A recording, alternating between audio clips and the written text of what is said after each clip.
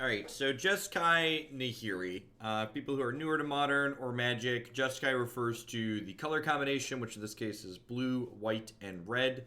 Nahiri refers to our Planeswalker win condition / answer Nahiri the Harbinger. So this card ticks up to 6 the turn you player, ticks up to 8 the turn after, and then ultimates to find a creature out of your deck which can attack right away. So that's why you'll see one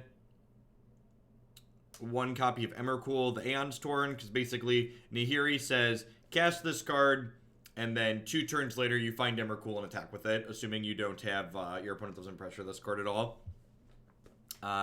Pretty stock-ish Jeskai other than that. I like some of the decisions. I don't like some of the others. Rabner, thanks for the 23 months. I appreciate that. Welcome back. I am a big fan of preferring Lightning Helix to Lightning Bolt. I think the extra life off Lightning Helix is a really big deal. My one concern looking at the deck list is I think 24 lands is probably a little bit greedy, even with 4 copies of Serum Visions. I think, especially with a card like Nahiri and Search for Azcanta, like, these cards help you find extra lands, but they also, like, get rid of extra lands too, right? So, like, I think overall hedging more lands tends to be better, especially in decks like this where when you miss your 4th land drop, the game tends to end on the spot in a lot of matchups, but we'll see how it goes. I would not be surprised if one of my pieces of feedback at the end of the session is let's get a 25th land in here. Feeling better than yesterday. I mean, I wasn't feeling bad yesterday. I was just like off of Magic for the day after the morning we had. Brian, thanks for the 27 months. Yeah, the people have been saying the notification messages have been like 2 weeks off of their resub messages. Well, it was like 98.1% after we missed on like a 96%er and then missed on a 98%er the turn after, and it was just like nope. Well, not to be anecdotal, but lands. To be fair, this hand's probably not keepable even with the second land. That being said, you know, I get that an Esper control deck with 3 copies of Field of Ruin just top-8'd the SCG Open, but I do really think playing Field of Ruin in these control decks is pretty greedy, especially at only 24 lands. This hand's definitely a keep. London Mulligan when?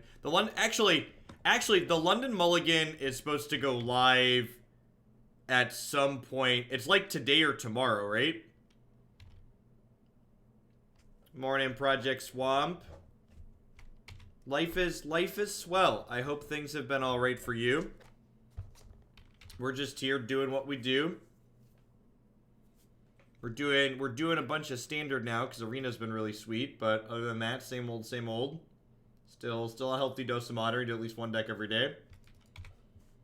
Not fetching this because I want a second land. Yay! This is where the magic happens.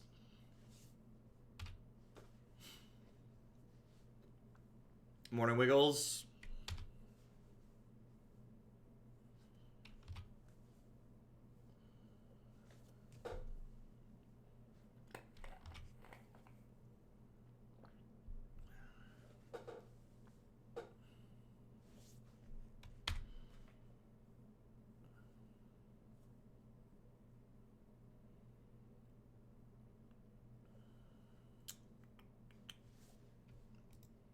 Well, they were playing Grixis Shadow almost certainly, so I'm just going to concede at this point. Awesome. Has this deck done well in a big event? Not this archetype specifically, but we've played Jeskai Nahiri on stream in the past. It's an archetype that I don't mind playing. It's fairly reasonable in my experience when it gets to play Magic.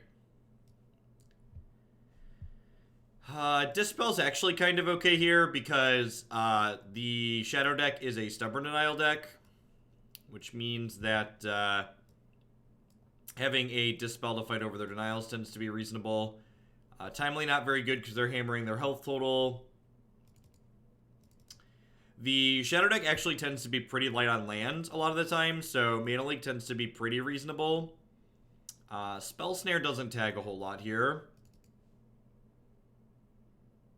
It's our schedule for standard today. There's two ways to find out. So first is that all the decks are listed in the stream title in the order that I plan to play them. Alternatively, you can also check out the deck queue on my website. A couple different ways to snag that info. You like Timely for the dorks cutting cryptics? Well, I mean, I have a slot here. I can bring in Timely.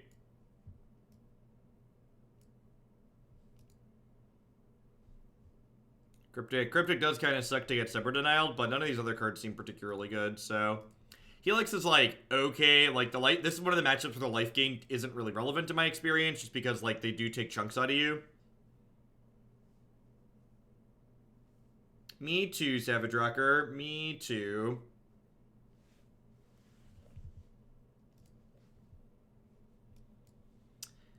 We've got huge tracts of land. I'm so excited. Is Bolt better than Logic? Not. Maybe? Maybe not.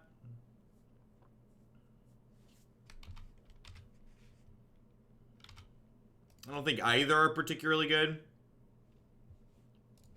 Can we talk about the fact that Esper top ended open? Yep, we got a command for that. Wonderful, wonderful, wonderful command.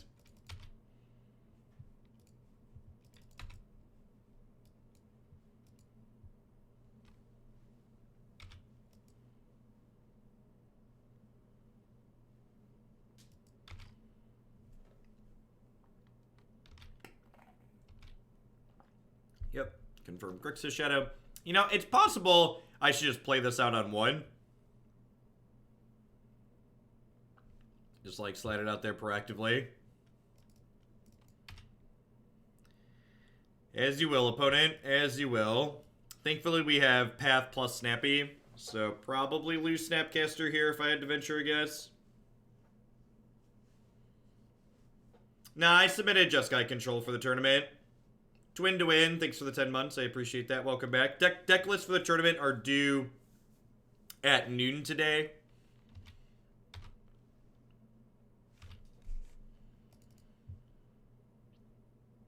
I don't think the Jeskai control deck is amazing by any means, but I enjoy playing it, so I'm gonna register that one cause I like it. I like it. I love it. I want some more of it.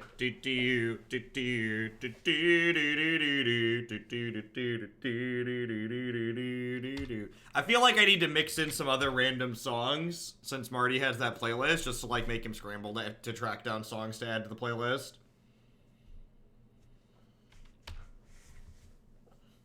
If only Nahiri could exile tapped lands too, card be broken in half. Cracked asunder. Really? We lost a Nahiri there. That's interesting.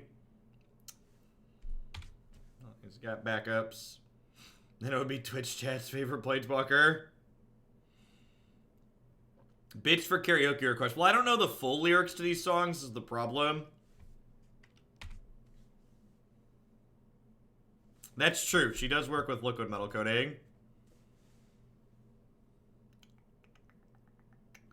I do not have a second White Swords. I'm going to keep the Steam Vents because I would like to shock in the Steam Vents to play Nahiri around a Stubborn Denial next turn.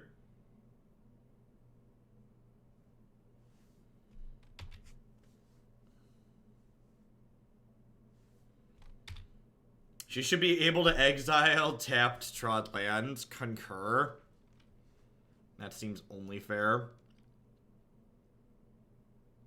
Chorus only karaoke. It's incredibly rude. So long, Path to Exile. We'll miss ya. You are cute. Check it in with the fifth month in a row. Thank you very much and welcome back. I appreciate it. Thanks for keeping me around. Hope you're having a fantastic middle of your week. Ooh. So again, shocked this in because Stubborn Denial makes you pay 1. I'm going to cycle the third one of these. I think it's pretty unlikely that my opponent's able to like Dreadbore and stuff like that's pretty uncommon these days. What do you think of 5-color hero, 36 new planeswalkers for the first deck of new standard? I don't know that I want to do any more ASMR things. I feel like the wonder's kind of worn off and it's just weird.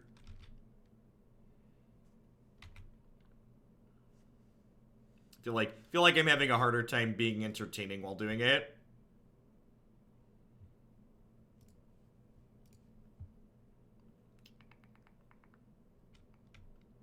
Alright.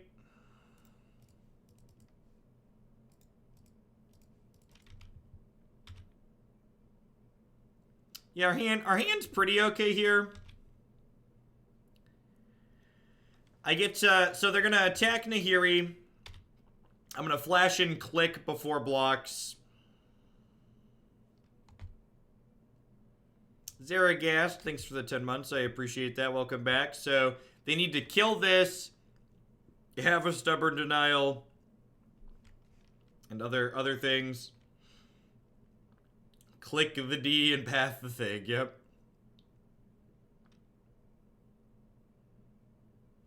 Teamer Battle Rage. Despite all the rage, he is still just a rat in a cage. This is gonna show me multiple stubborn denials. Do do do do do do do do do do do do do. Do do do do do do do do do do do do. All right, well let's get rid of that other big fish. Oh baby, a triple. Yep.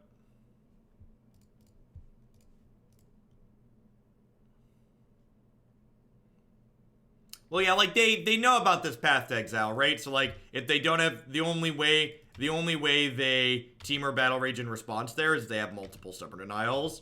The good news here, and there is good news, is that I get to snap path the Skirmag Angler while they're tapped down here now. And then their hand is Inquisition, Stub, Fatal Push. So like maybe this Clique and the Snapcaster Mage, they go the distance. They're going ball speed, they're all alone. In this time of need, they're racing and pacing and plotting the calls. I'm holding this Plains in my hand because my opponent has an Inquisition, so I would prefer if they spend the Inquisition looking at this land.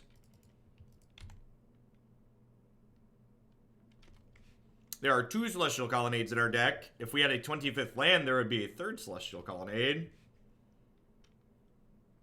They drew another Delve creature, so we're probably dead. Really needed them to draw like Death Shadows, so that way this could have a text box. Hey, look, that card is 3 mana, discard a card.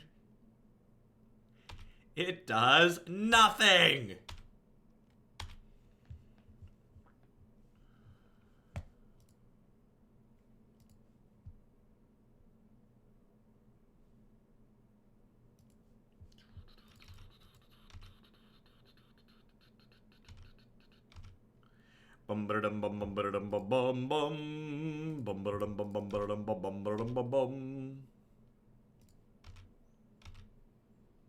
Yeah, I'm not a big fan of this card in general. I usually, if I'm looking for a card to serve in a role like this, I'm definitely, in general, a fan of Blessed Alliance more than anything.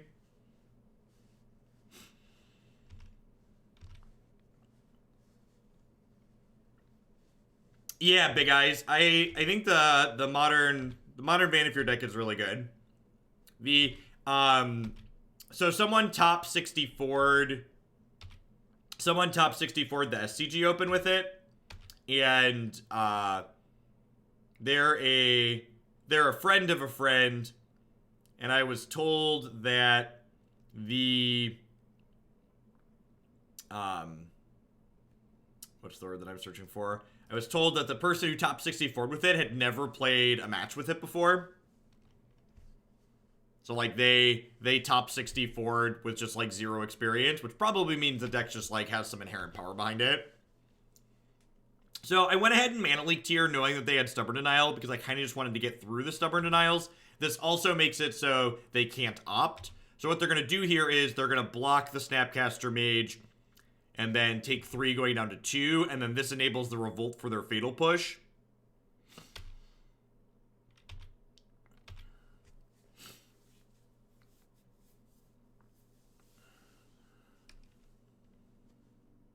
Wait, what? Oh, did they mess up? I think they messed up. Oh, do they not want to lose their Tassiger, maybe? They want to just, like, hold up this other Stubborn Denial? Deal? Or they could have just, like, clicked through the end step, too, or not had to stop.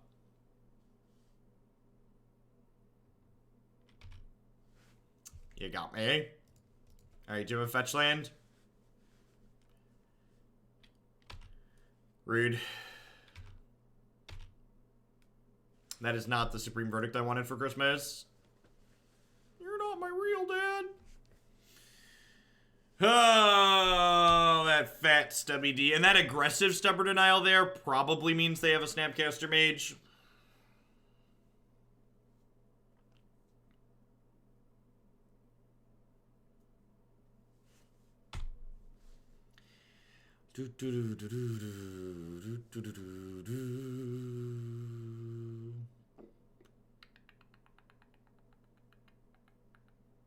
Yeah. Yeah, I don't know.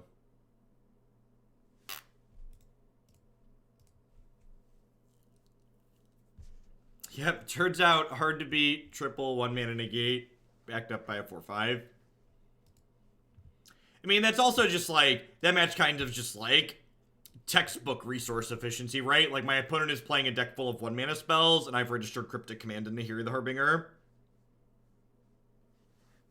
There's like other things that don't interact profitably with what they have going on. Or don't interact efficiently with what they have going on, I should say. Efficiency is the key word there. Our cards are more powerful than what they have, but the efficiency rate at which our cards are able to be used is much, much lower. What happened with the stream yesterday? Magic was just being Magic.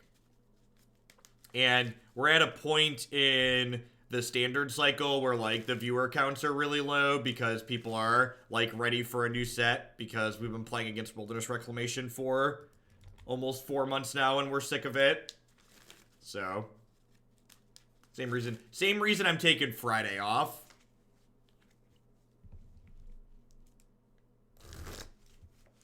Mostly, they fly over most of our deck, which is hard. I mean, they don't fly over most of our deck, right? We have 3 Vendilion Cliques and 3 Restoration Angels.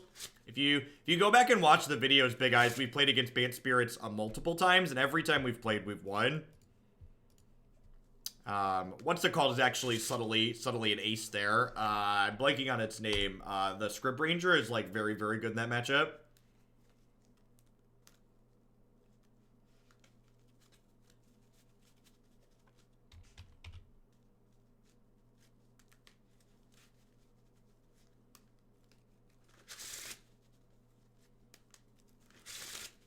Protection is a fair and balanced mechanic, yep. So, our Nahiri's not looking great here because Bitter Blossom pressures her. I guess she could technically exile the Bitter Blossom, but they're going to have enough Fairy Rogue tokens. I'm not sure, but I have a lot to do between now and then. And this is kind of the tough part about, like, playing a control deck in Modern, is that, like, I think a lot of the tools this deck has are good against a lot of the good decks in the format, but, like, Modern, like, I feel like too many people look at, like, the decks that are doing well at events, and they go, oh, those are the decks people play in Modern, and that's really just not the case. Those are the decks that are doing well, so, like, the day 2 field is that, but, like, the day 1 field tends to just look like everything, because when a deck becomes really good in Modern, like Phoenix, for example, half the people playing Modern don't sell the pet deck that they've loved for the last 2 years and like, go do something and, like, buy into the new one.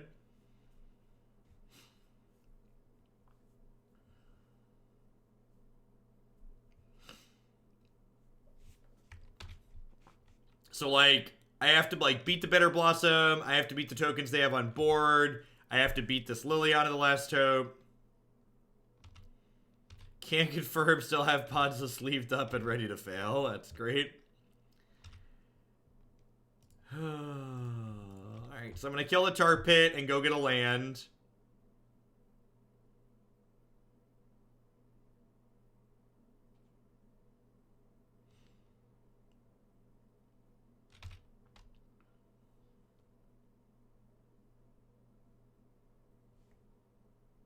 I'd play Jeskai Restes. I think that deck's fine. And I love Restoration Angel. We've played that archetype before on stream to reasonable results. I think I want that. I think I'm just jamming this and like eating the Bitter Blossom and gaining 2. Of course, there's also a chance it just like doesn't resolve. Yeah. Yeah, we're pretty dead here.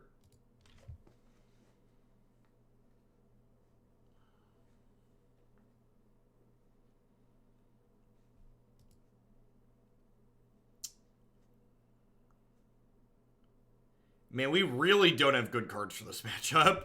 I've got a Staticaster, I've got a Purge, I've got an Engineered Explosives. These Path to Exiles are really bad. I guess Negate is fine. I don't think Clique's good enough because they just have like infinite X1s. They have Liliana the Last Hope. I guess I'll put in an extra Verdict. Settle the Wreckage seems bad, giving them a bunch of basics. Yeah, alright.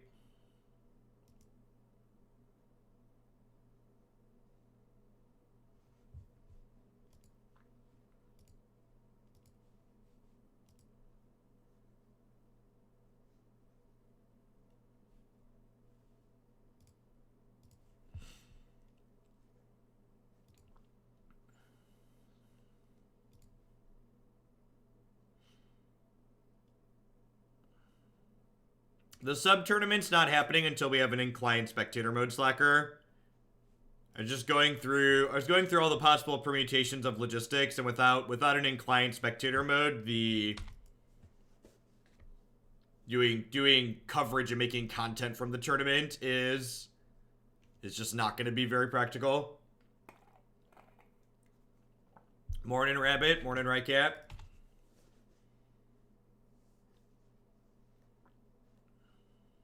We very cleverly... Oh, they suspended Ancestral Visions. That's a completely reasonable and beatable card.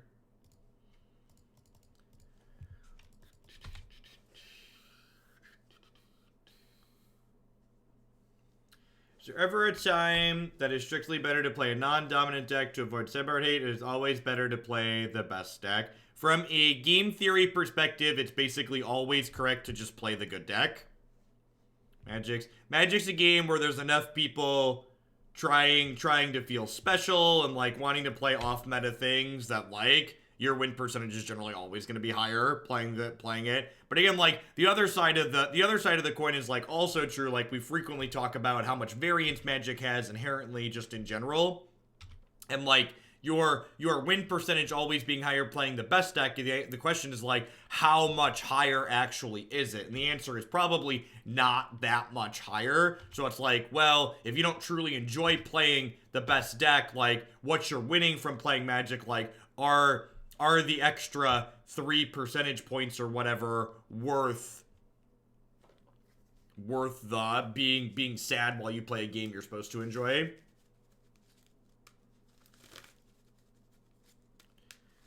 I mean, like, I think I have to mana leak this. There's, like, no way I kill them without Nahiri ulting, right? Alright, we got 2 shots at a red source here. I feel like we're, like, 3 out of 4 games so far, just, like, looking for lands. Yep. Jeskai Control is kind of like the Esper of Modern. It's just like, well, here we are. We've made, these are the decisions we've made have led us here.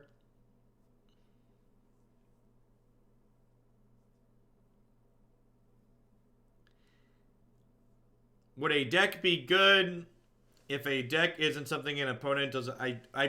Your sentence doesn't English, Stormy Waters. I think you're saying, is a deck better when an opponent doesn't understand how to play against it? And like the answer to that question is like yes, to a degree. Like off meta decks are better against bad players, good players are going to adapt and understand what you're doing faster. So like playing off meta decks tends to be a worse plan against people that understand how Magic the Gathering works. If you're looking to beat up, especially just like random people at FM, like playing off meta things is worth playing off meta things is worth more percentage points at FNM than it is at like a Mythic Championship, for instance. HS Answer, thanks for the 5 months there. I appreciate it. Welcome back. Thanks for keeping me around. Was something announced? No, that's in reference to the upcoming format, Rabbit. So new standard refers to the next set. Those are build around submissions for cards in War.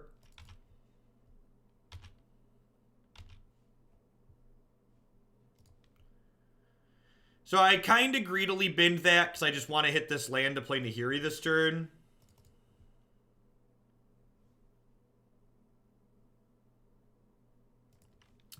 And I think I actually keep this extra Nahiri in my hand here, just in case.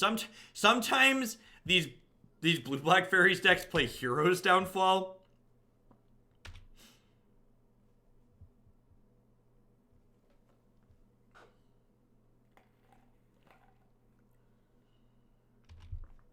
And my opponent's about to draw 4 cards this turn, so like, we're kind of ahead on board, but like, I feel like we're behind in the game overall.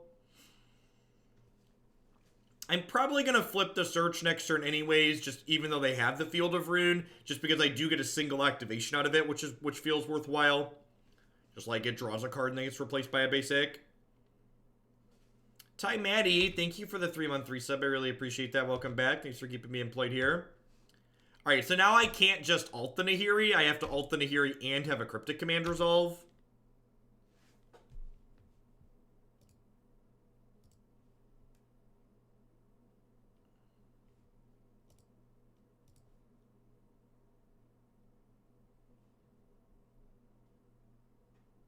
I agree, Header. I think there's a good chance the new format's going to be an instant hit.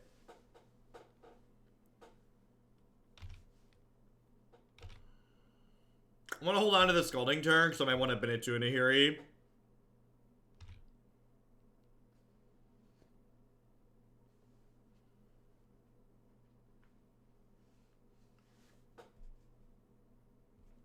Stormy Waters, I'd ask that you don't use the term cancer to describe things in the children's card game in my chat, please and thank you. Yep, you do, Time Eddie. So feel free to take a peek at the deck queue and let me know what you'd like to bump up there.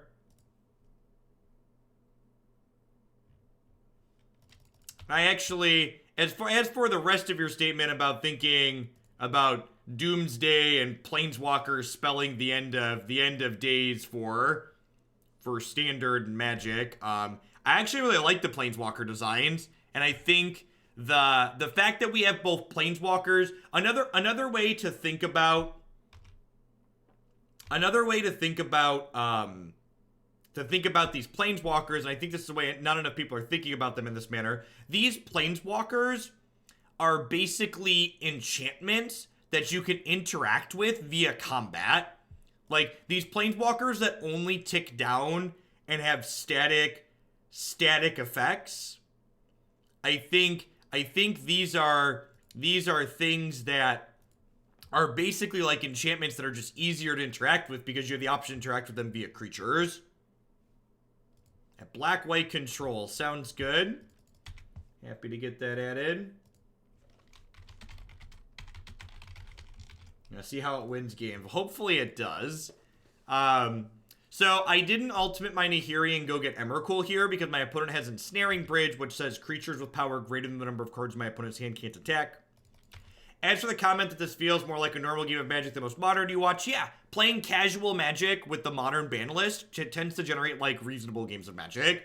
Like, my opponent and I are both playing, like, B-tier decks at best. Leyline of the Void. Yeah, I'm okay with that one. Yeah, we have 2 copies of Teferi as well. Alright, speak of the devil and he shall appear. I think I'm going to plus Nahiri to start here, because I would prefer to play Teferi with Negate mana up.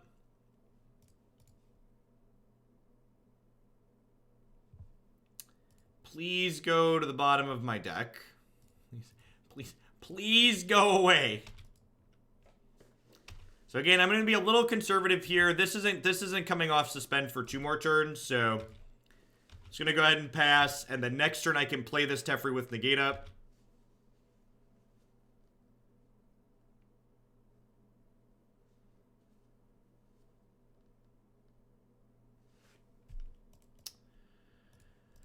Oh, that's a huge punish.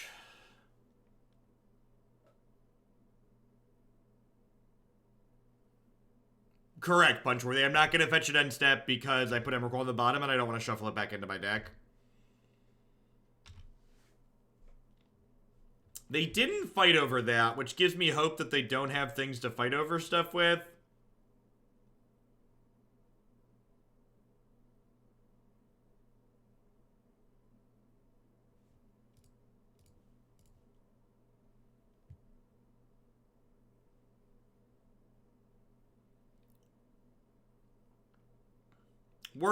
Worth noting, this Emrakul isn't lethal, but it does make them sacrifice 6 permanents, or like puts them to 2 and like takes 6 of their, like 5 of their lands, their leyline away. So that game ended like most normal games of Modern end, right? Like my opponent conceded to my combo kill. It just happened on turn 12 instead of turn 4. The bus driver checking in with that Twitch Prime for the 8th month. Welcome back. Thanks for keeping me employed here. Hope you're having a fantastic middle of your week.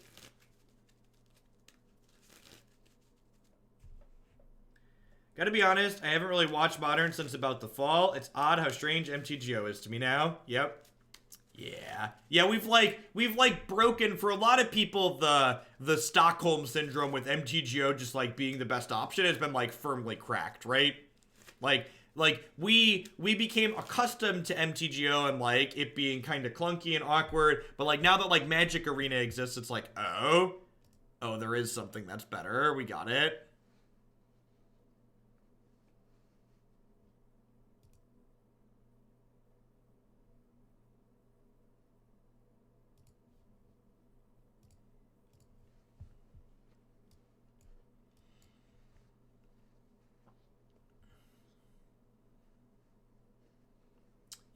Yeah, the lack of integration is a big letdown on MTGO too, for sure.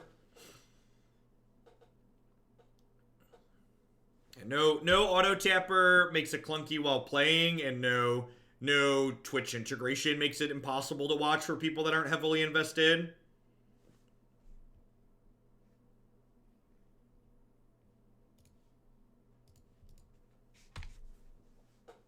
That's the part where they play turn 2 Bitter Blossom and I die.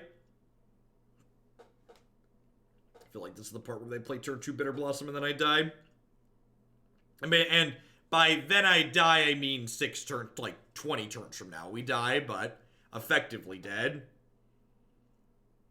Collective Brutality. Discarding to drain. Aggressive. I mean, they're down to 3 cards left here, and they haven't suspended an Ancestral Vision, so like, if we draw some spells at some point here, we could be okay. So that's a pretty good spell for down the line.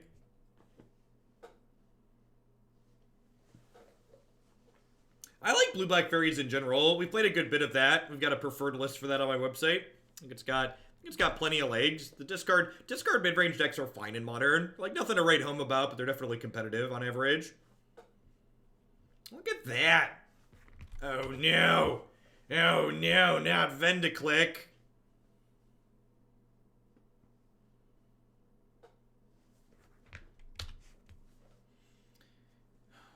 Depending on what they have, they might just let us keep both of these.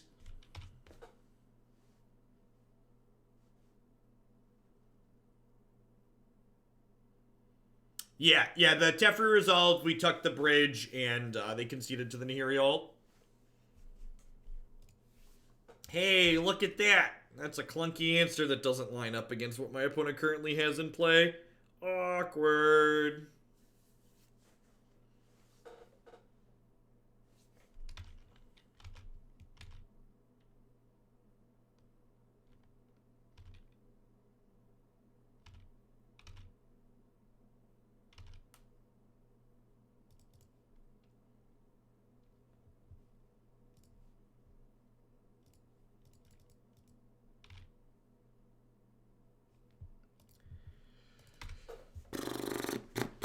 They suspended AV last turn. That's why this land tapped.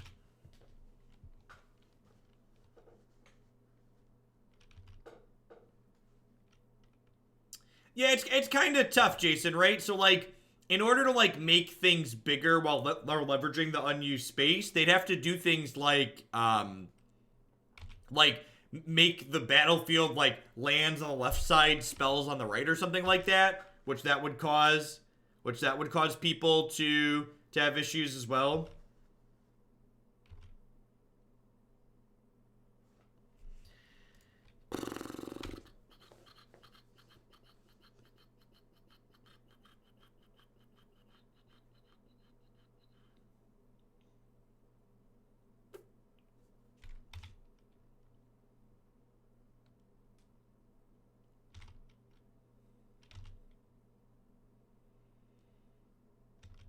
No, I haven't heard anything back from Tempo Storm about ads.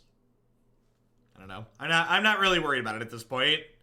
The ad money I get from Tempo Storm is like extra money for being a part of their team, so it's just like if it ends up not working out because I'm not gonna run ads, it's like not gonna be the end of the world. We're actually just gonna die to this Vendilion Clique in 3 more attacks. It's gonna be awful.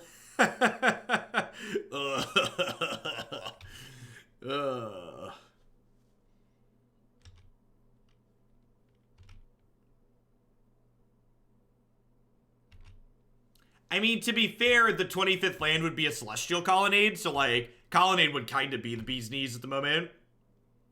Alright, I'm done. Let's try. Take 3. Take 3. Let's try again here. 9 ball! Thank you for the 11 months. I appreciate that. Welcome back. Thanks for keeping me around. I mean, that's just how Magic goes sometimes, right? And one of the big problems with playing these fair decks like this, especially the more controlling fair decks, is that every deck in Magic has games where you flood and screw and don't get to play.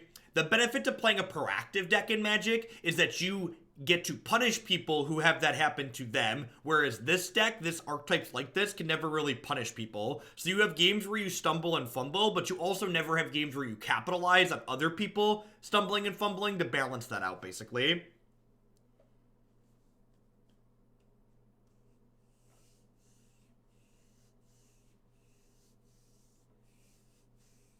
Hardened Scales is a green artifact creature deck based around 1/1 counters that's very, very good. We've had fantastic results with that every time we play it.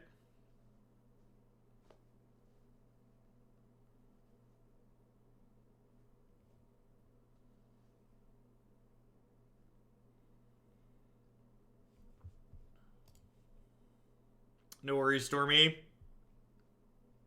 We're cheating. Yeah, and that just speaks volumes about Modern as a whole, right? Like, our plan is, like, put Emrakul into play on turn 6, and, like, our deck's incredibly fair, all things considered.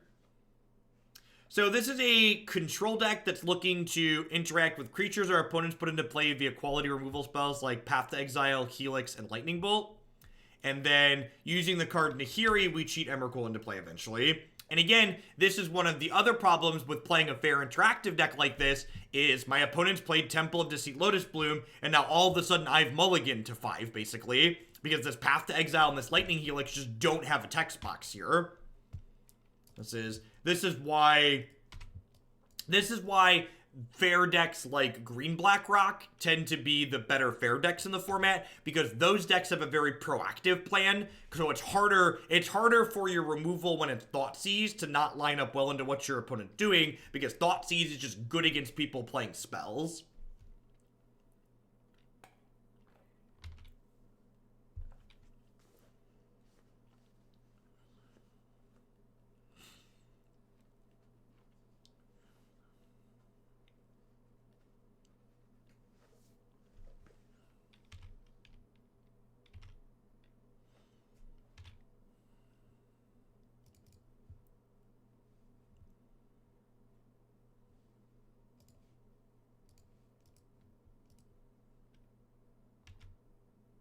We played Green Black Rock recently. I don't remember.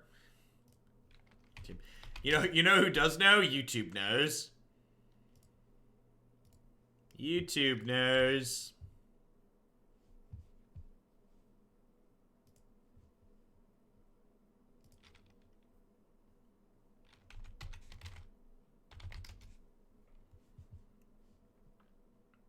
We played Black Green Rock on February 17th.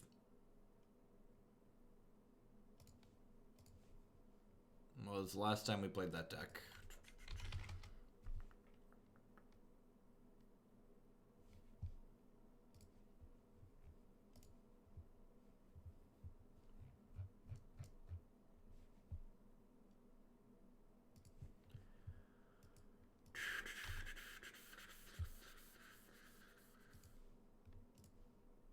Quick question. Proactive decks tend to be better than reactive decks in Eternal format, and the opposite happens in Standard. Nah, I don't think that's true.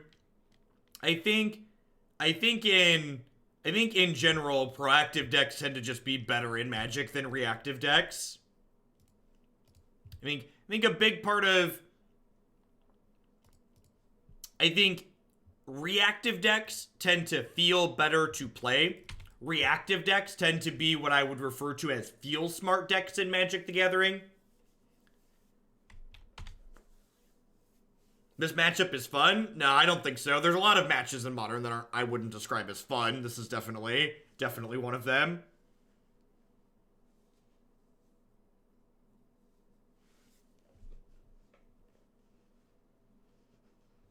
Vanafear Cord, Ninja Turtle Jr.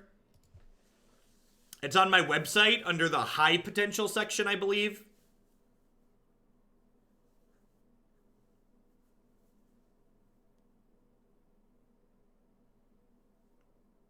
Well, I have to shave my beard off in order to get rid of the pink. Yeah, the dye that they used on my beard has stuck way better than the dye they used on the top of my head.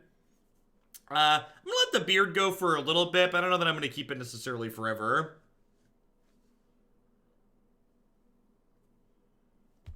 So my opponent's deck is referred to Ad Nauseam combo in Modern. It is a 1-2 card combo that kills you on the spot. So my opponent is looking to assemble either Phyrexian Unlife plus Ad Nauseam or Angel's Grace plus Ad Nauseam, which is lethal. Yeah, it's exactly correct, Fallsburg. Teferi is going to tuck this Lotus Bloom in, so that way they likely can't combo kill me next turn. And then Nahiri will get Emrakul next turn and take their lands away. So if they don't combo us next turn, we get to Emrakul them and take their lands away, which should give us enough time. Actually, Emrakul next turn's lethal with the 2 bolts, right? I'm actually gonna plus Nahiri and just like not get rid of anything. Because I would like a backup Nahiri just in case something goes sideways here, and I want double bolt to kill them after the Emrakul hits them for 15. So this matchup, and this is like when newer players ask me about Modern.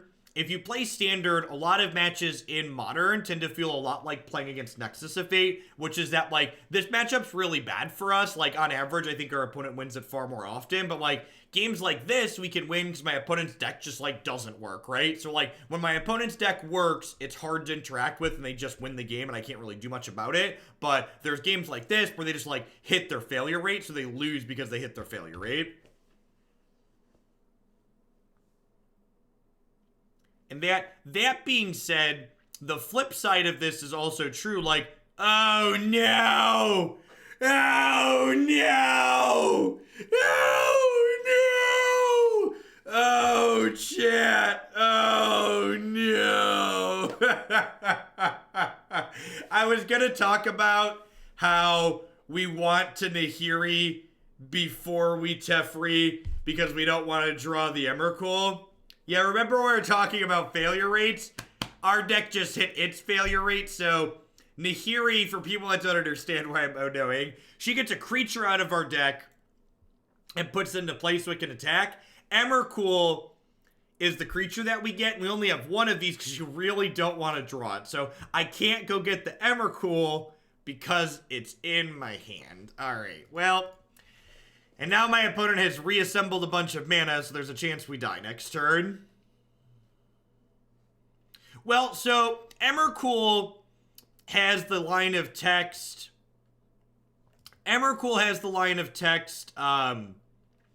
If it goes to your graveyard, it shuffles back into your deck. So I get to discard it. And hey, we hit Logic Knot. That's really good. Logic Knot is great.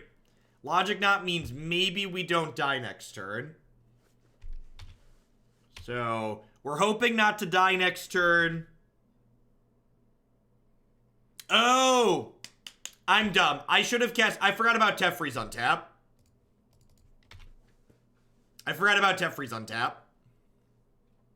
So, I should have cast Serum Visions there, and probably Lightning Bolt. I should have cast Serum Visions and Lightning Bolt, because that would have put 2 more cards in my bin, and Teferi would have untapped those lands, and then Logic Knot could have countered unless they paid 5.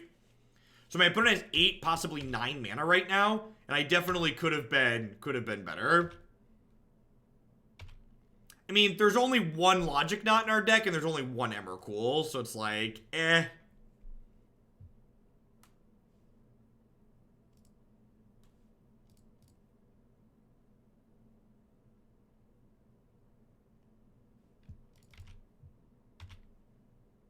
Alright, now my opponent's deck kills completely at instant speed, so there's a chance we could die in response to this Annihilator trigger.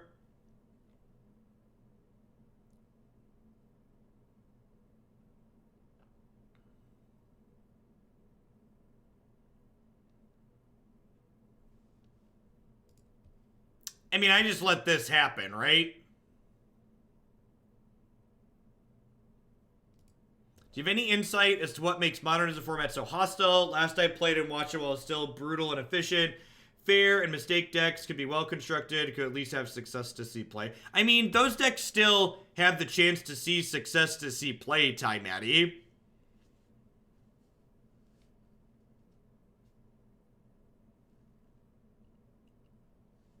Like, you can still win with whatever you want. Like, Esper, Magic's a game with an incredible amount of variance in it. Like, you can play decks that aren't good and still do well with them. If you throw enough noodles at the wall, eventually one of them sticks.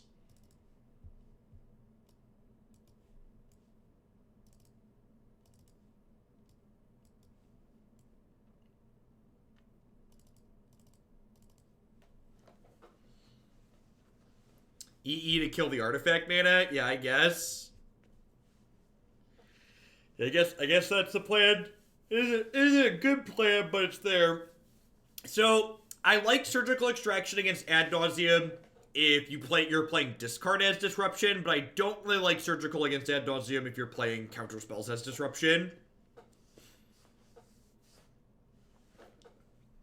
If only 1 noodle sticks, you're not making noodles very well. Yep. And, like, as for, like, what's made Modern more brutal and efficient is that as more Magic cards get introduced to a format like this, if the format's not being actively managed by a banned and restricted list, the format can only go in one direction for the most part. As more and more cards and combinations of things that aren't tested or foreseen because there's literally just, you know, infinite combinations of things that can happen in formats like this with all the cards that exist. Like, the format can only get more linear unless it's being managed via a ban list. And Wizard of the Coast has kind of taken a very hands-off approach to Modern, just like letting it exist, basically. We did win the game where we drew the Emrakul. They failed to kill us the following turn, and then we were able to get through it. Yeah, I submitted Jeskai Control for Thursday. I know we ran pretty bad with it yesterday, but I think it's fine, and I kind of like playing it. I like the card Niv Mizzet. He's a fun dude. I enjoy casting Niv Mizzet. So I was like, you know what? I'm gonna cast Niv Mizzet.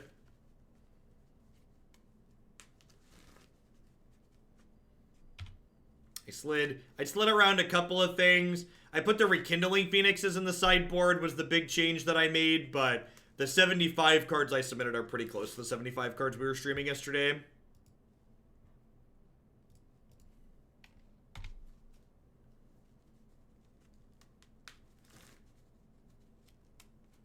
Yeah, Fast Niv is just good. Sarkhan, Niv Mizzet, Treasure Map, Niv Mizzet, like, both of the things are just, like, these are reasonable things to be doing. Damping Sphere isn't amazing in this matchup, but it does slow them down a little bit, especially on a turn where they're potentially casting a Lotus Plume. So, when they Ad Nauseam deck combos, it casts Angel's Grace, then Ad Nauseam, then Lightning Storm. So normally they only need 8 mana to do that. With the Damping Sphere in play, they need 11 mana. What went into the main over Phoenix? I think I put a Lyra in the main, 3rd Negate, and the 4th Deafening Clarion, if I recall. Basically just wanted to hedge like mono red and white aggro, as opposed to hedging Sultai.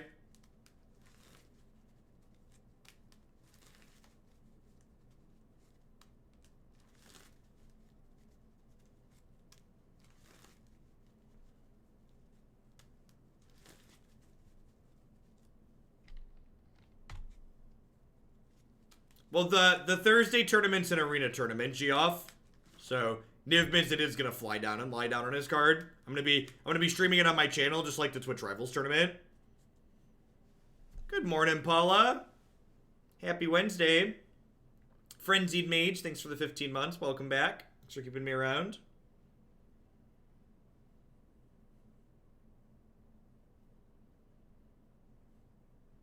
Yeah, Negate's pretty good in general. Like, it's good against a lot of the aggro decks too.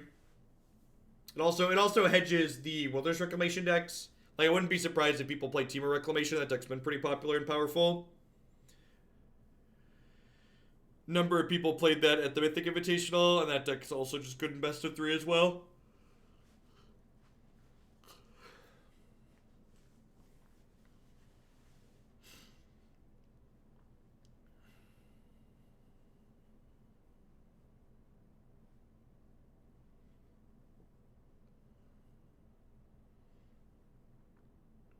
Unlife makes everything else a lot cheaper.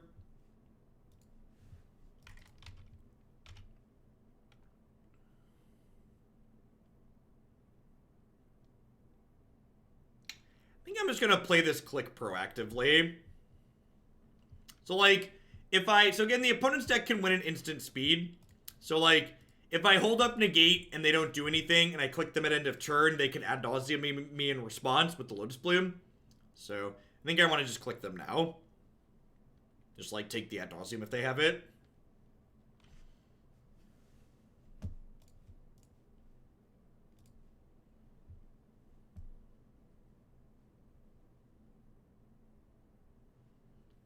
Clique's really good in Modern. I like this card a lot. This is a card that I've been super happy. I was super happy with 3 copies of it in the Vanafear Cord deck. Yeah, the Lotus Bloom does add to Damping Sphere, but it makes 3 mana, so it's kind of a wash.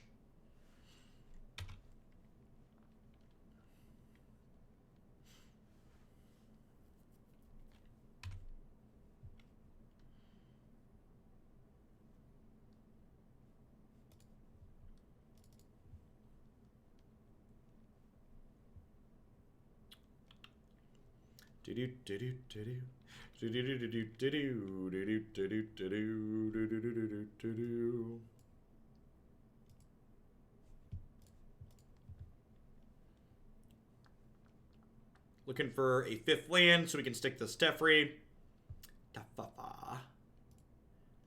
Bottom top. Nice Tron Killer. Tron Killer.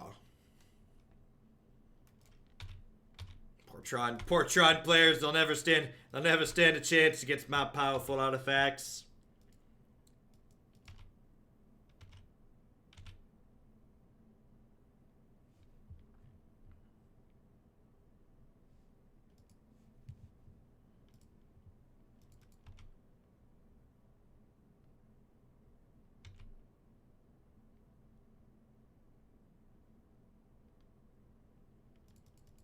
No, I don't think that card's good, Stormy Waters. I think it's actually very bad, in fact. You can watch us play Grixis Pirates from last week and talk about and show in practice why it's not good.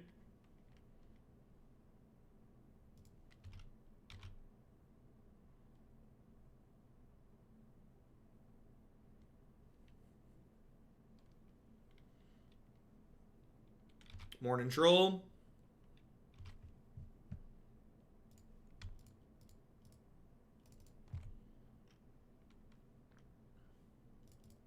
if they don't kill me in response here, we should be pretty good to go.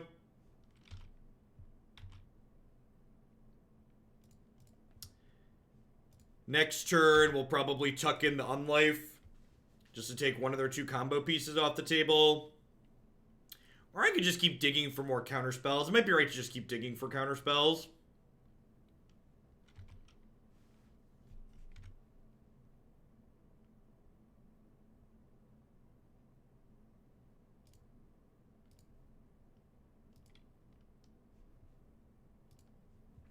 Does anyone remember the 2 weeks this stream was basically a Legacy Trod stream? Yep. That was before everybody figured out that Grixis Delver was busted. And then people realized they should all be playing the good deck in Legacy, and Legacy became real rancid real fast. When Legacy was casual Magic with the Legacy ban list, it was very reasonable. When that stopped being the case, everything became sad.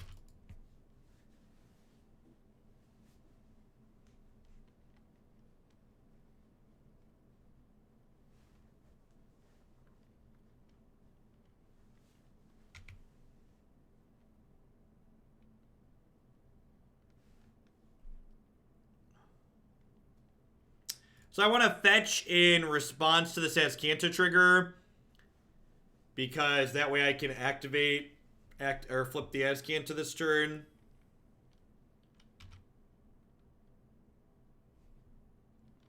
Put Cryptic into my bin. I think I do, actually. Just get this flipped over. I'm going to go ahead and tuck this in. Tucking this in makes the Damping Sphere better too, because it means they have to cast multiple spells on the turn to fully go off. If I was in charge of the modern ban list, what change would I make? I'd ban Mox Opal, Ancient Stirring, and Faithless Looting. And I'd unban Stoneforge Mystic, Birthing Pod, and Splinter Twin.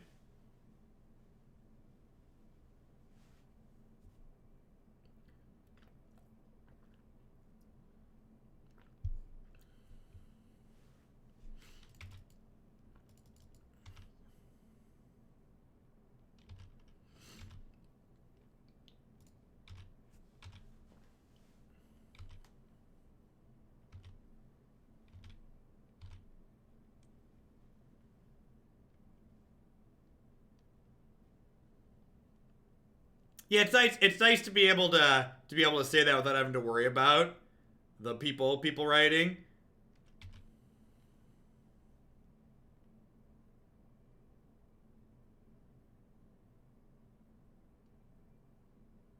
there been any indication that looting will get banned? No.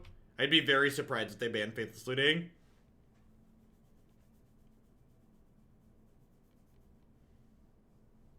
I'm going to activate Azcanta before I decide if I want to counter this.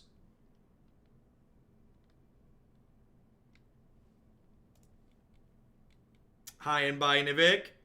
Found out yesterday that job I've been working towards for a year and a half starts next Wednesday for me. This is for you and Hook Landing in general for being constant companions during all of my traveling / waiting. Well, good to have you around, Lumbering Falls. And congrats. That's always exciting. So, do I want to Mana Leak this? Do I want to trade Mana Leak for Lotus Bloom? I almost feel like I do, because Damping Sphere makes it hard for me to cast multiple spells in the same turn. So, I think I want to just cash this Mana Leak in now, so that way I can try and find another counterspell next turn. Oh, I could have just burned them out, huh? Oh, I can still do that, right? I can still do that? I can just Teferi tuck this and kill them.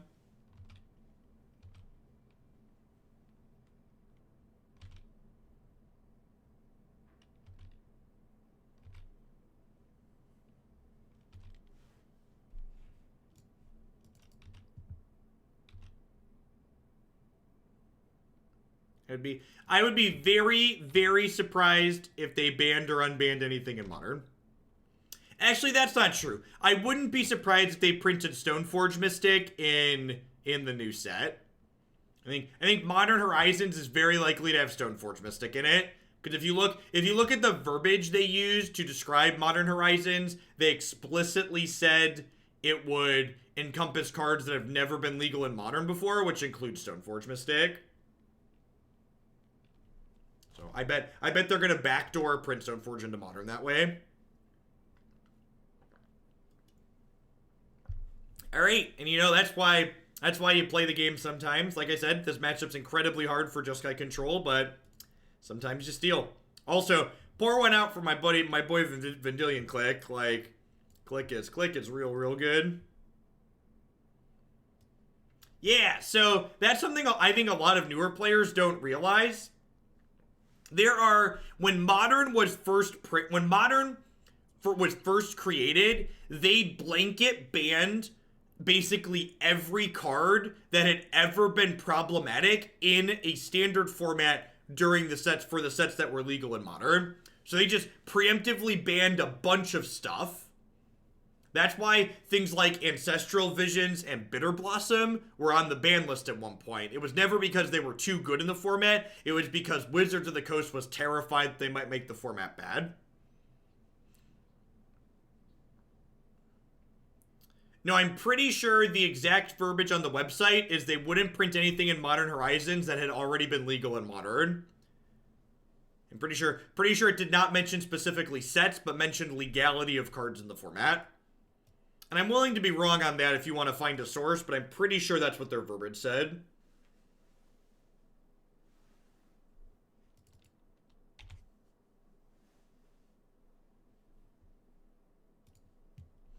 So I'm leading on Arid Mesa as opposed to Hallowed Fountain here, because when I bottom cards with the Serum Visions, I don't want to be shuffling them back into my deck next turn when I crack the Arid Mesa. Oh, looking for a land, draw the uncastable Emrakul. Sounds like a Wednesday playing Modern. What kind of impact do you think Modern Horizons will have on the format? I think the people that are hoping that they can print cards in Modern Horizons that will fundamentally change the format or slow it down are going to be very sad.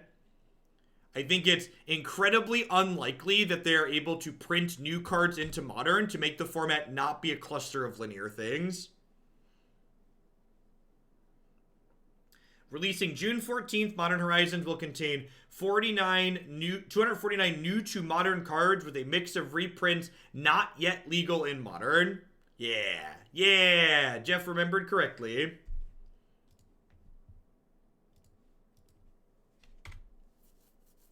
Windswept Heath Auriok Champion. Okay. At least this was a castable spell, all things considered.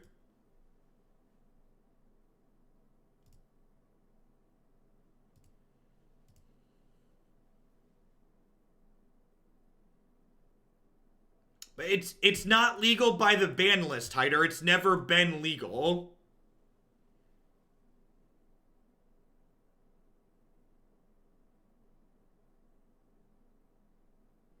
I think it's pretty unlikely that too many of the cards from War have an impact on Modern.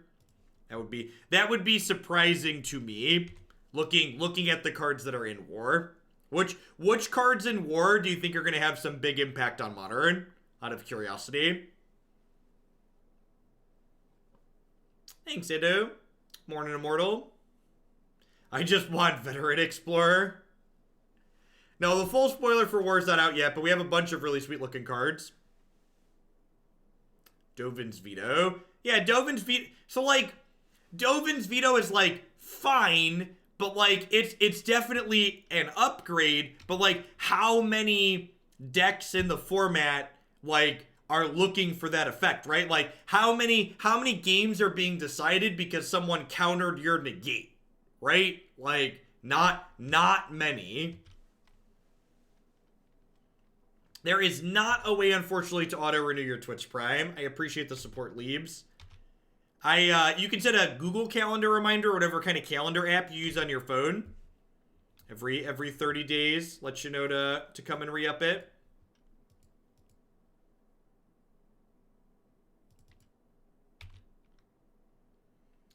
Every season, people talk about all these different cards they expect to make a change in Modern, and then people very quickly realize that those cards cost more than 2 mana, and they're too slow.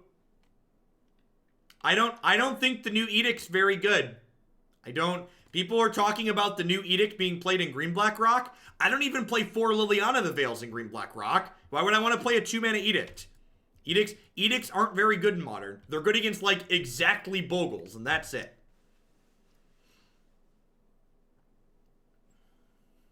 Is there going to be a main channel for tomorrow's tournament? I'm sure there is. I think it's twitch.tv/Fandom Legends. I'll definitely have that info by tomorrow.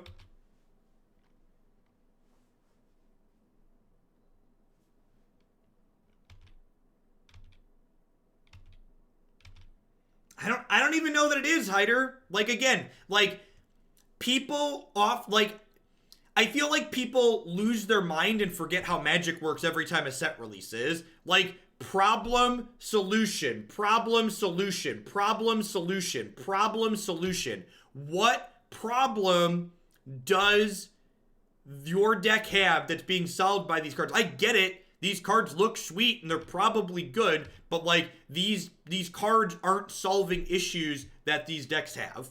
They just aren't.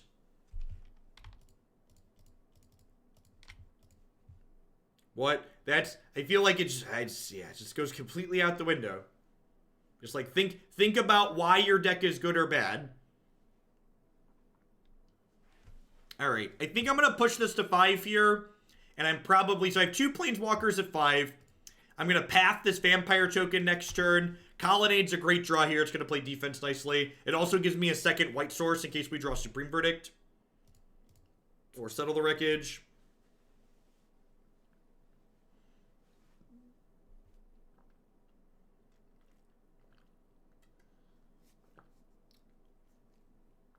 The new Edict effect with Green Black Rock is just like a very textbook example of people being excited about a card that's powerful on the surface, but doesn't actually solve a problem that the deck has. Like what are the matchups in Modern that Green Black Rock has been like, man, I really wish I could play Diabolic Edict Plus in this matchup. Woof. It's actually pretty good.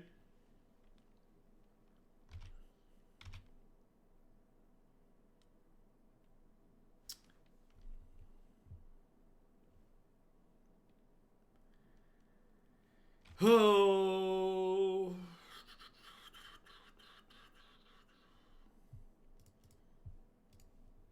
All right, let's path this.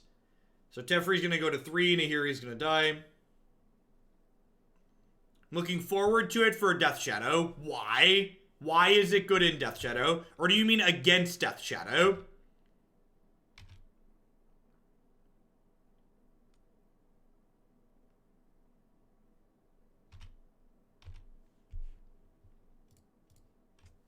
This is actually kind of sweet. So the Teferi trigger untaps the Celestial Colonnade so I can block with it right away. To break the mirror and for Amulet. Well, it's much worse in the mirror than Liliana of the Veil is, right? And against Amulet Titan, they play Colonnade Garden. So, like, why do you want an Edict against them as opposed to just playing Assassin's Trophy?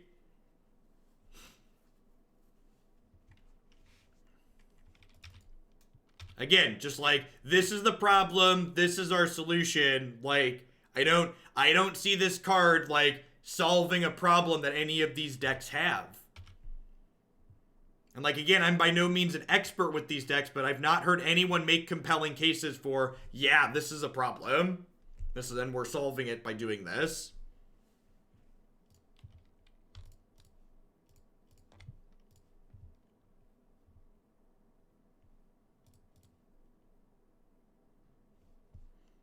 What's special about this edict? Well, Diabolic Edict in general isn't Modern legal, Brian.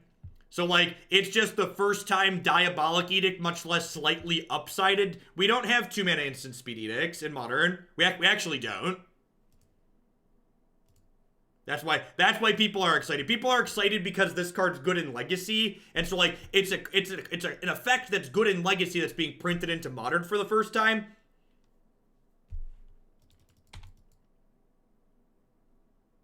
Devour Flesh gives them life, right?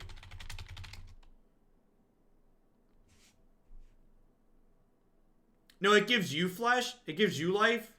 Well, yeah, I don't know.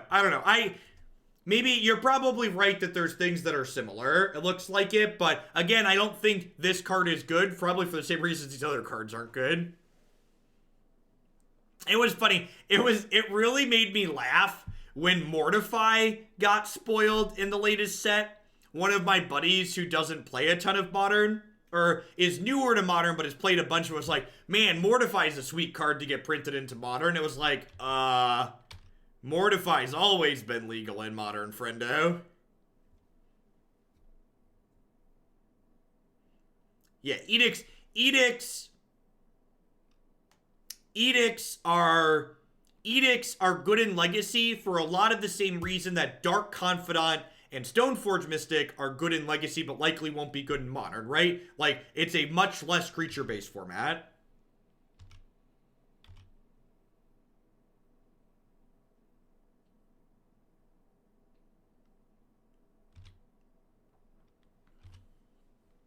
All right, so I've got one Settle the Wreckage and one Supreme Verdict in my deck.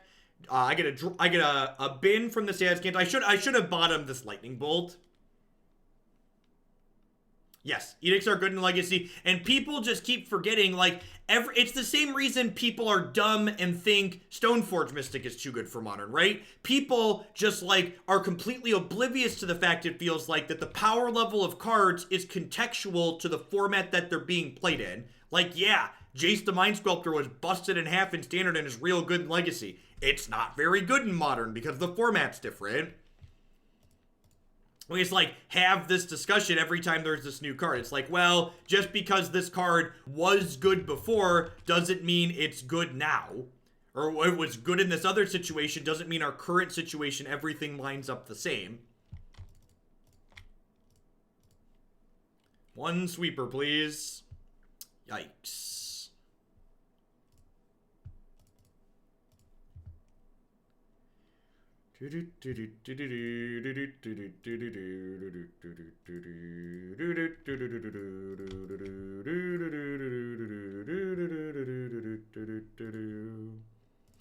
Alright, so they're going to get to deal with our Planeswalkers we have in play, but I've got replacement Planeswalkers, and, like, there's no way they're going to power through our card advantage, so we're still at 15 here. We're just, like, aggressively bottoming, looking for another thing. Oh, I guess if I wouldn't have Snapcaster Maged here, I could have Teferi untapped and Azcanta again. That's probably a little better.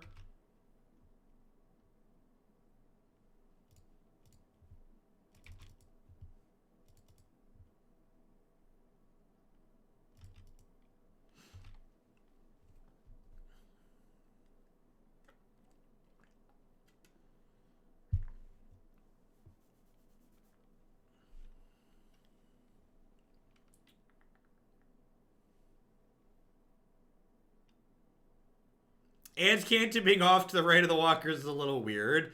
That could just be like Moto's tagline, right? Moto, it's a little weird. So they're sending 4 at Teferi and 3 at Nahiri. I'm going to Helix one of the ones coming at Nahiri. So that way she gets to ult in 2 turns, ideally.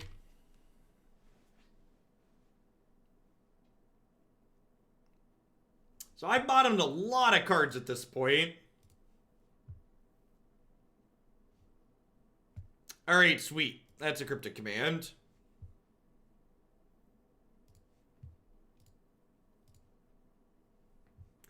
Cryptic Command means that... ooh! We found the candy we were looking for. And I'm going to attack for 2 here. So that way they hopefully attack with the Auriok Champion too, and we just get the whole kit and caboodle. Get them all.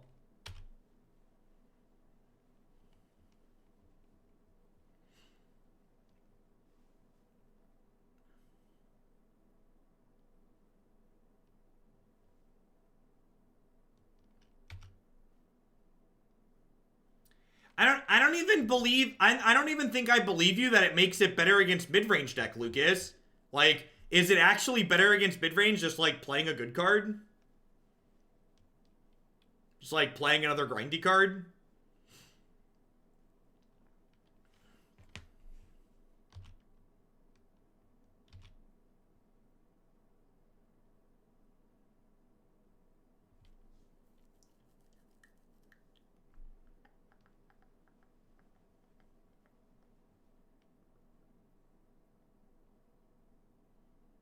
They sniffed out our trap card, chat.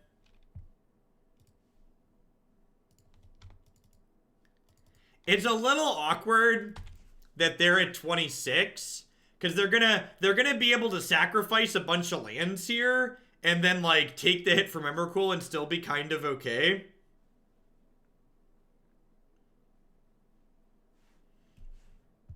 Although I guess I'm getting close to casting Emrakul, huh? 5, 6, 7, 8, 9, 10.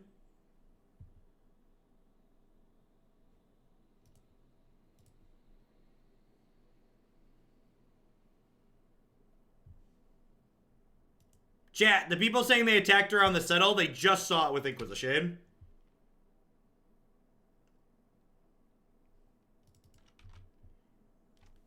Apparently my opponent doesn't think they can beat Annihilator 6. Annihilator 6 means when this card attacks, my opponent has to sacrifice 6 permanents. I'll take it, but I do not think my opponent was anywhere near dead there. So I'm kind of confused.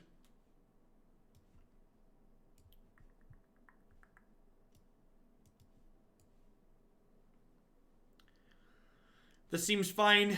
I don't think I want Timely just because, like, a lot of their tokens fly.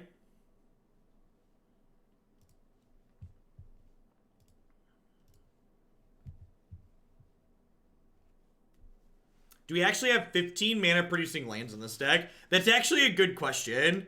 I have 3 Scalding Tarns, 4 Flooded Strands. I have 16 mana producing lands. And Azcanta technically makes extra mana too that we wouldn't have otherwise.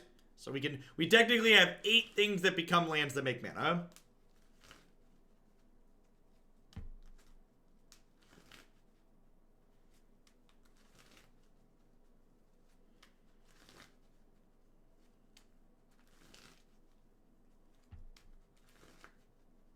Celestial Purge tags their walkers. Good call. They did play Sorin, right? That's a good suggestion.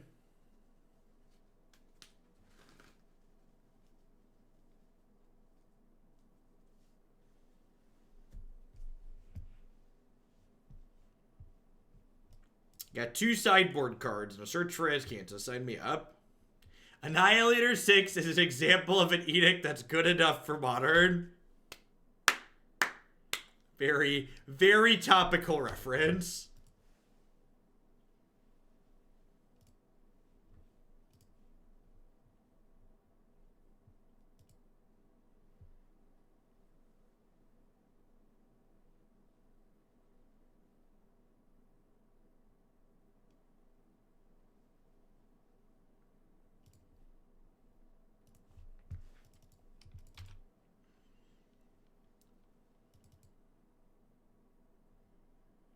New Modern player with the $5 tip. Thanks for the support.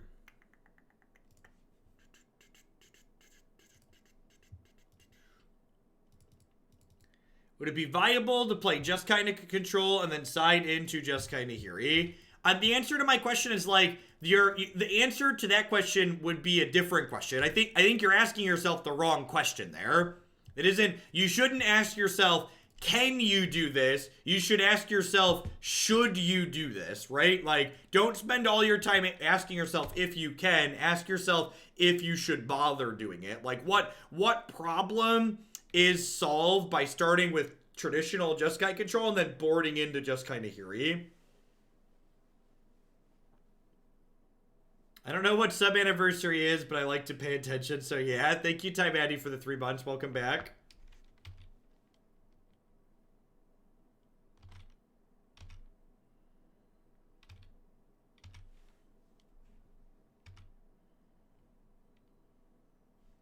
I think I'm just digging for lands at this point.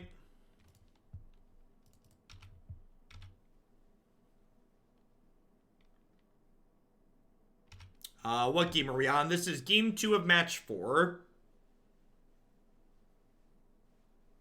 We are up a game currently.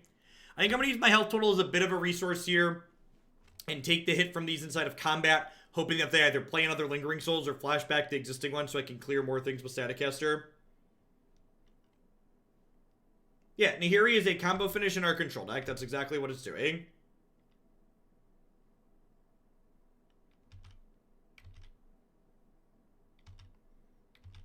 Yeah, I agree. Nahiri's also good, not only as a universal win condition, but Nahiri helps to fix that wrong half problem that we talk about a good deal in these fair decks, because it's a card that lets you filter through like your removal spells when they're bad or aren't lining up properly, etc.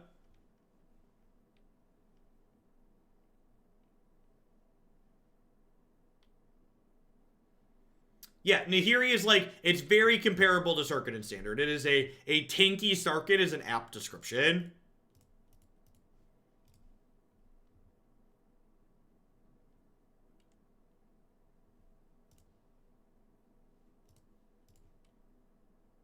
Do I watch Game of Thrones? I didn't watch the last season yet. When it was 3 years in the past and they announced that we weren't going to get the final 2 seasons for like 3 years, Christy and I decided that we were just going to wait for the last 2 seasons to air before we watched anything.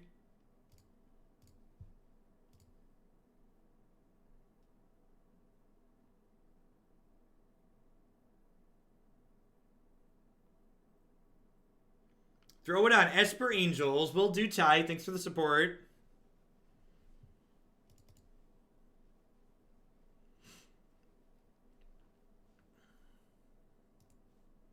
So, I could get greedy here and like... I could get greedy and like let them take 2 and like make 2 more tokens. But then if they like kill one of their tokens in response, they have 1/1s left over. Now, I think I'm just supposed to aggressively take these off the table here.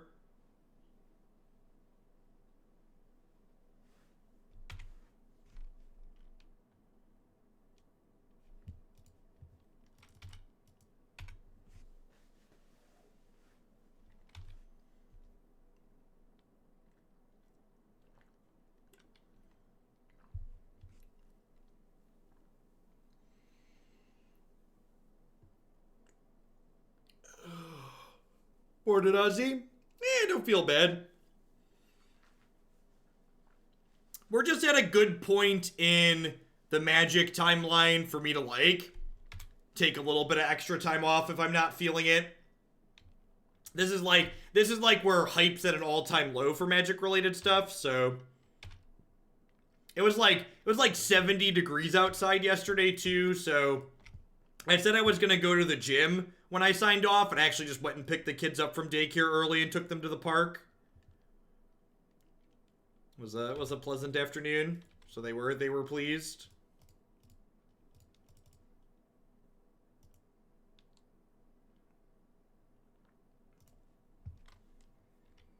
In fact, I think once the weather gets good consistently, I might take like 1 day a week and do that with some consistency for them. Just like be done by noon or so and take them to the park or out to somewhere, do something around town outside.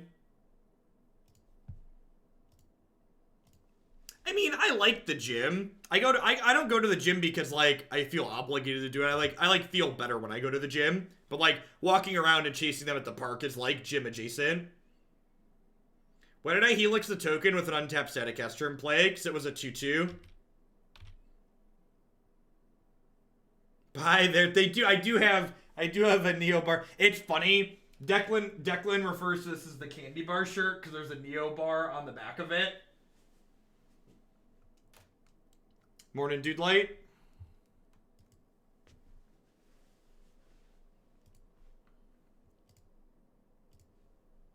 Yeah, it was, this is Solemn Visitor. Not the other. The other one goes up. Other 4-mana sword. Lord of Innistrād's the other one, right? It's been a hot second. Let's take the kids to the gym. You know, it's funny you say that because, LA Fitness is usually the gym that I go to, and they have a kids club at the gym. Oh, this makes my Staticaster useless. Why did I click OK? I clicked OK there because I'm dumb, is the answer. We were talking about Neo bars in the gym.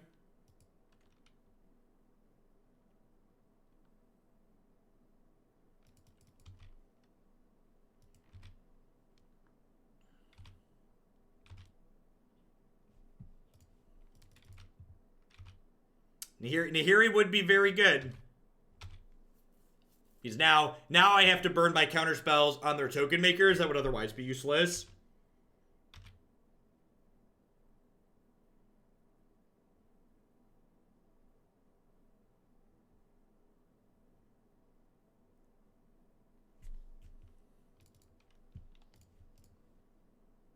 Yeah, Nahiri puts Emrakul back into the deck. Wow, really? Alright, well, their threshold for pain is just low.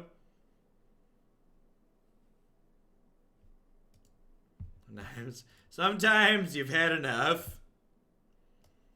Right, let's play the last one and see if we can get on the 3-2 scoreboard or not. We've only been going for about an hour 20.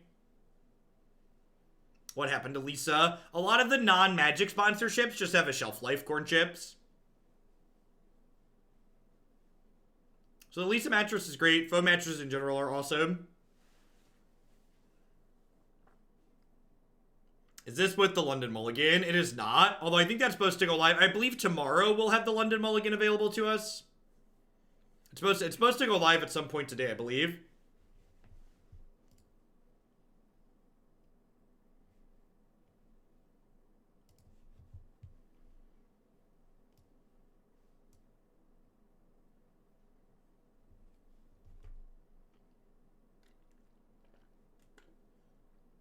Narset Cannon, then Fire. What do we have in the docket for Modern tomorrow? I think I'm actually going to do 2 Modern decks tomorrow morning.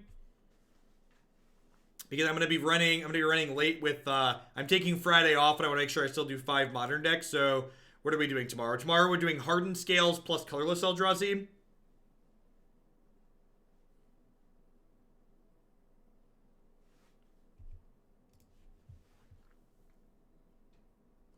We're actually going to chunk through the Modern queue pretty quickly in the next couple of weeks. I think the week war releases, we're going to do at least a couple of all Modern days. I think we're going to run out of decks for the current standard format before that week, so it'll be a good excuse to chunk through some Modern before we do a ton of standard. How much would it cost to make Narset Cannon play tomorrow? Narset Cannon is currently at 38 points, and Colorless Eldrazi has 85 points. So it looks like a $48 donation or so. Is that right? Is that math? Yeah, 48.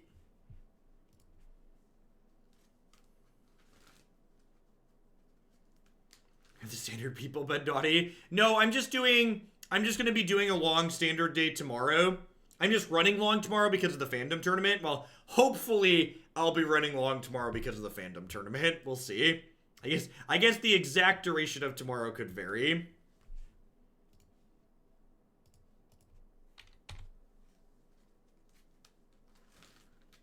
And then Christy and I are taking a 3-day weekend this weekend.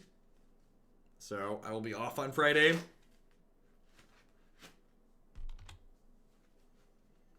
Are you ready for the billion deck submissions trying to make Simic Ascendancy work with Proliferate? Yeah, maybe. Yeah, Burning Inquiry. So, hey, good morning, Critfall. If you felt Magic wasn't far enough from Hearthstone, this card is a 1-mana sorcery that each player draws 3 cards, then discard 3 cards at random. So, yikes.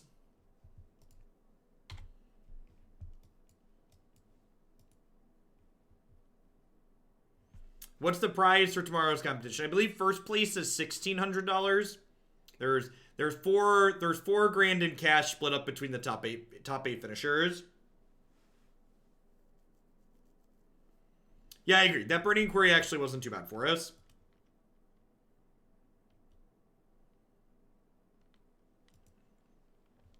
Played a 1-mana 4/4 here, thanks to the Delve mechanic.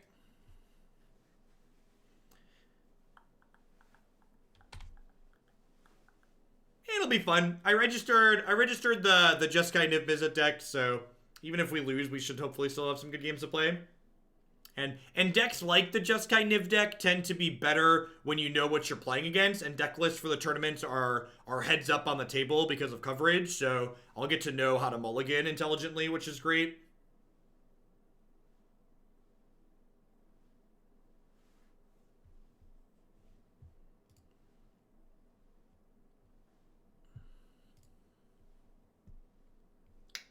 Good draw, especially post Thoughtseize. Although I suppose I do need to draw a land here. Oh, I actually don't need to draw a land, right? Because I'm going to fetch, putting the 6 card in my graveyard, and then search for Azcanta and bin something and flip next turn. So that's pretty great. Y'all thought Thought Erasure is obnoxious? Check out its little brother Thoughtseize. It does basically the same thing, but for 1 mana. Yay, Burning Inquiry. That's fine. I didn't want that Nahiri anyways. I didn't want Path to Exile anyways.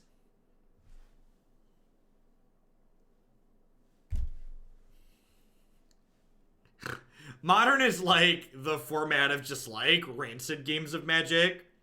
And honestly, I don't care if they know what's in my hand here, so I'm gonna let them Thoughtseize me, because it deals 2 damage to them. You didn't put the Nahiri to the left, right? To the left, to the left.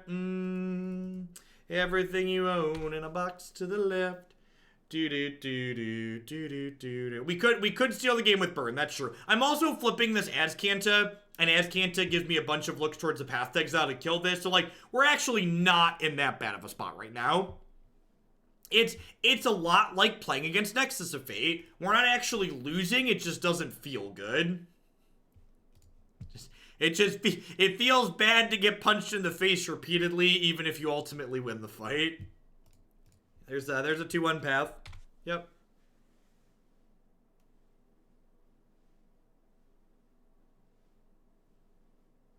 All right, and they only have 1 card left here, and I'm at 15, so we're actually incredibly favored from this board position. Not, by no means a guarantee, but solidly ahead.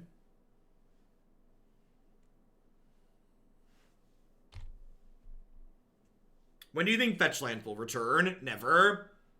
If you dig deep, I believe Morrow is on record talking about fetch lands never coming back. To standard, at least. And they don't really want people playing Modern and Legacy, so I would be kind of surprised if they reprint them in supplemental sets. Just because they want them to be expensive. They're a Death Shadow deck. Interesting. No, I'm pretty sure they said they just won't be printed, period. They make paper Magic tournaments really awful. Loading screens are bad.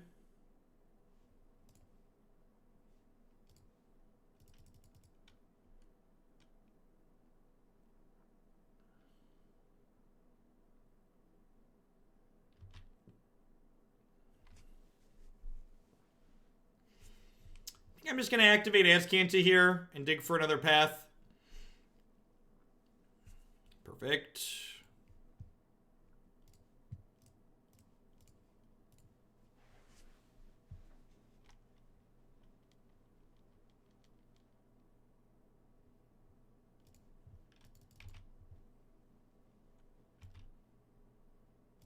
Thoughts on basic land tokens? What does that mean? Like a card that creates a token?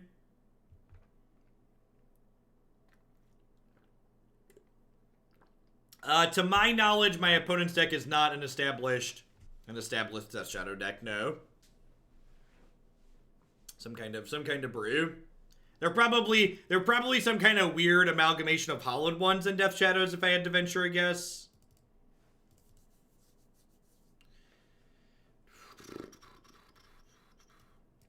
I think I want to board in Vendilion Clique here. Just because it, like, the Death Shadow decks, like, hammer their own health total. And, like, you can steal a game in the air sometimes. Maybe that's not good enough. Spell Snare's kind of bad.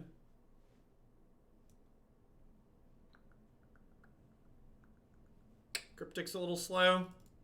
Let's try this.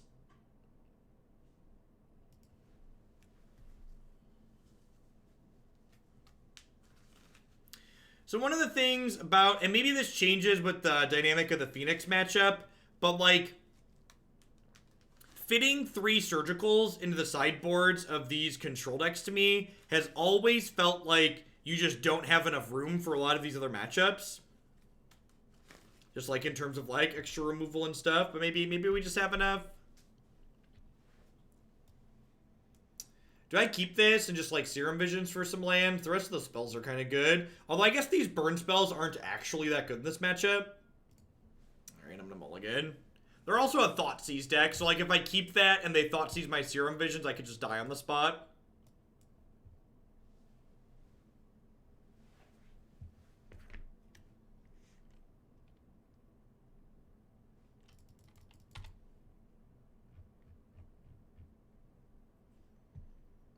Yeah, they might have Vengevine. It's hard to know exactly what all they have jammed into their pile of cards, right?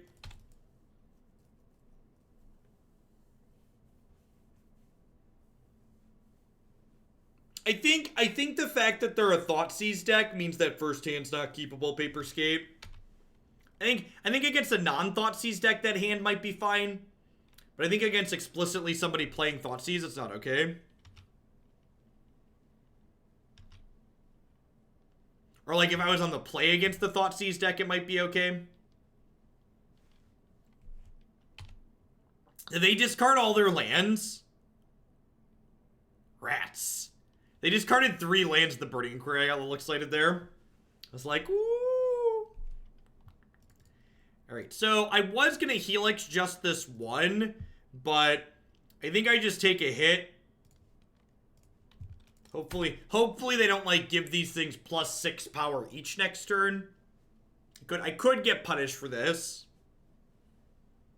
Just like letting them have both for a turn.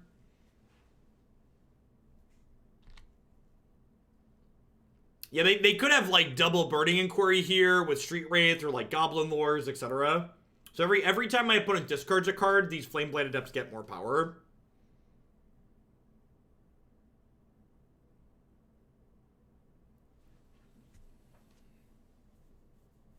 Please just hit me for 6. God bless us, everyone.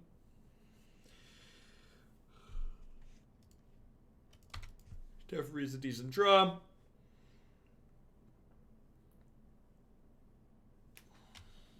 Also lock up the game a little bit.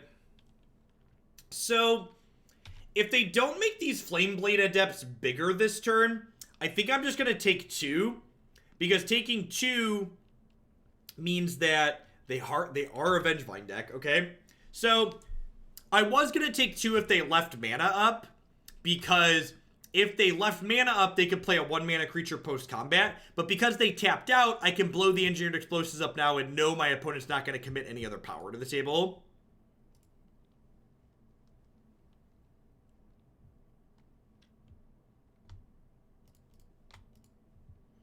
So we're hoping to draw a land in the next 2 draw steps so we can stick this Teferi. We have Snap Path to answer the next threat they have next turn, or potentially a Lightning Helix.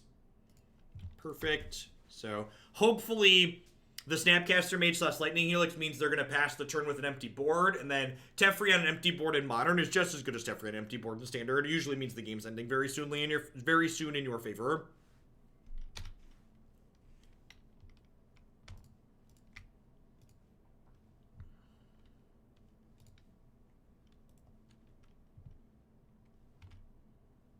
They are, in fact, a Hallowed One Vengevine. Death Shadow Amalgamation.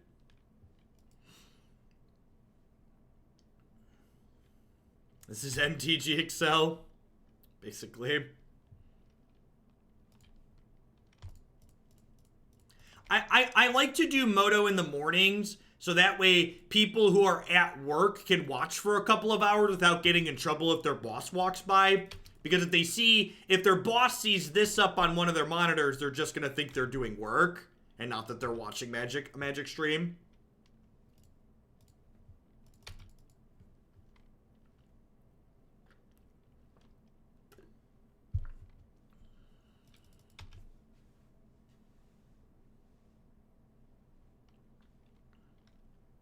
Jaxvio, thanks for the Prime support. I appreciate that. Welcome, welcome. Thanks for keeping me around. Well, that's rude.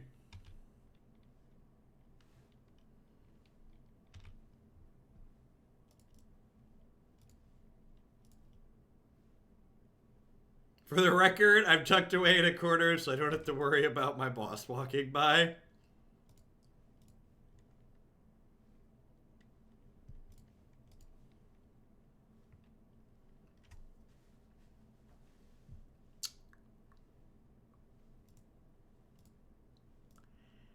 Alrighty.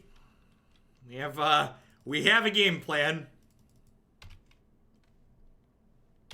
And that plan is upstairs. Oh, I could have played the search here, right? I forgot Teferi's gonna untap our lands. It's like I've done that a couple of times so far today. I was like, I want to keep both these helixes up in case they cast a discard spell. Alright, they're dead. There's Lightning Bolt on top of our deck.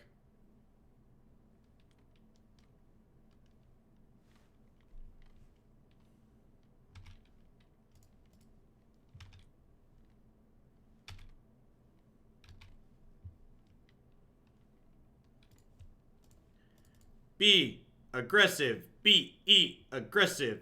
Do do do do do do do do do. When like the first helix goes to your dome, when like your Death Shadow's a 4/4 with 2 damage marked on it, it's just like one of those, oh crap, I'm dead moments. This kills them too here, right? But I wanna prove a point here that we had them covered via bolts.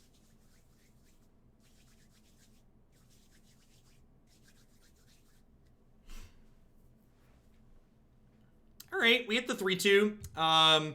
The first match we lost was solidly to mana issues. I'm not 100% sure what I cut. It's probably one of these cheeky counter spells. I'd get a third Celestial Colonnade in here. I think playing less than 25 lands, even with 4 Serum Visions, it's just greedy. You lose, especially with Nahiri in your deck as a way to discard extra cards as you move into the mid to late game. I think you're going to lose way more games with decks like this, just like not having enough lands than to having too many lands.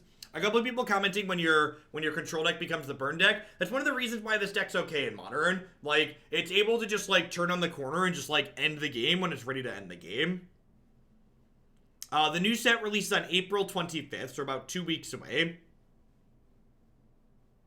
Although, a little bird told me that the streamer event for Arena is happening Tuesday the 23rd. So I wonder if they're going to try and release a day early. Because it feels weird for the streamer event to happen on Tuesday and the set not to release till Thursday.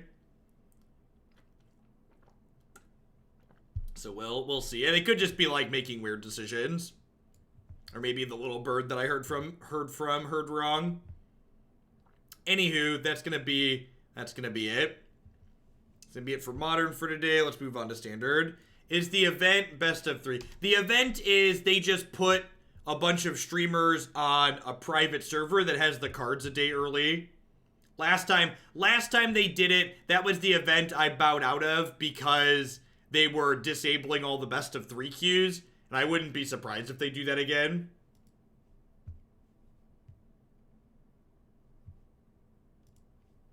Unless you're talking about the event Thursday that I'm playing in tomorrow, and that event's best of 3.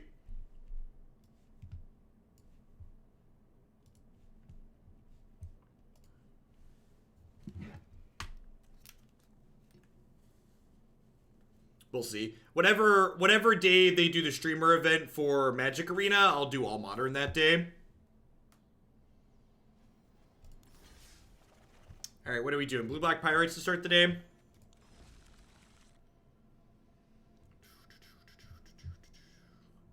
Bum ba dum bum bum ba dum bum ba ba. Bum ba dum bum bum ba dum bum bum ba dum bum bum.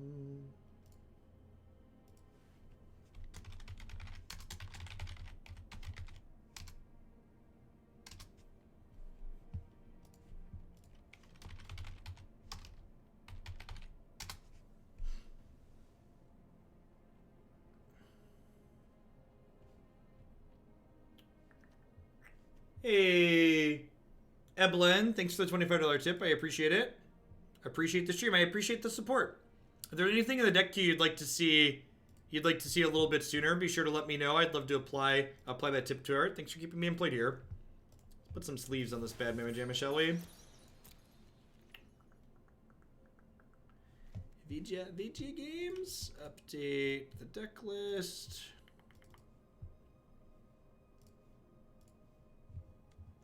Hey, Poke Knight, thanks for the 2 months. I appreciate that. Welcome back. Thanks for keeping me around here. Yeah, I really like this card back. I understand we can't have it in Paper Magic for logistical reasons, but I really like the look of this card back.